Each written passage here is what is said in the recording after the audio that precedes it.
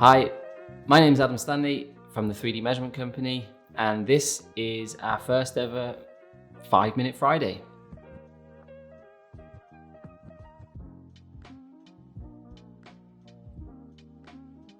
So this 5-Minute Friday is based around a conversation I remember having with a customer a couple of weeks ago who said to me, yeah, Adam, 3D scanning is great, but it's way too overkill for the project that we're working on. And I found this interesting to hear his point of view, and I'm genuinely interested to see whether, or hear from you guys, whether it's something you share. So I thought we'd go ahead and show a quick video of how we use 3D scanning in what we would consider a simple project. A welded substructure for a 4-meter sculpture we're working on for a local artist. So here we have a straightforward application. We're putting together a base plate for a sculpture we're working on. We're using the 3D scanning here to help us get a flat base, which is going to be taking a 300 kilogram sculpture on top of this, made out of steel and bronze. But I'll take you in for a closer look now so you can see how we're really using it.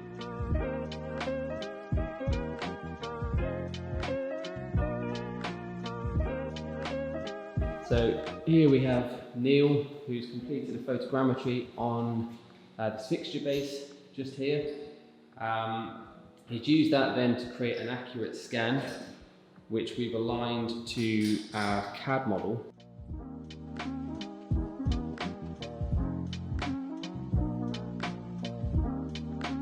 We're able to capture it with one of our handheld systems.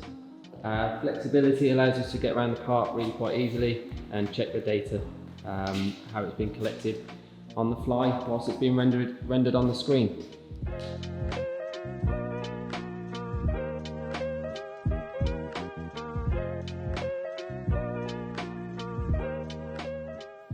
So there you have it, 3D scanning used quickly and easily to check for accuracy during the build phase of that structure. For those interested, those bosses you saw in the video, they were actually aligned and welded together, welded to the substrate to within a pitch tolerance of less than 1 millimeter over that entire 3.5 meter bed. Now, without the use of a more advanced setup or a plate to lay this all out on, I'm not entirely sure how we would have achieved that without 3D scanning to help us inspect hole positions along the way as we were making this. This is a critical part of the process, as those holes are what hold the sculpture in place, which is being made off-site somewhere else, so we don't have a chance to cross-check them. So it's vital that they're in the correct position and that they're parallel to the base relative to our CAD model that we have. We also now have complete confidence that the base is flat too. I can't remember exactly, but I think Neil said it was somewhere in the region of 0.2 millimeters across that whole area, which shows us two things.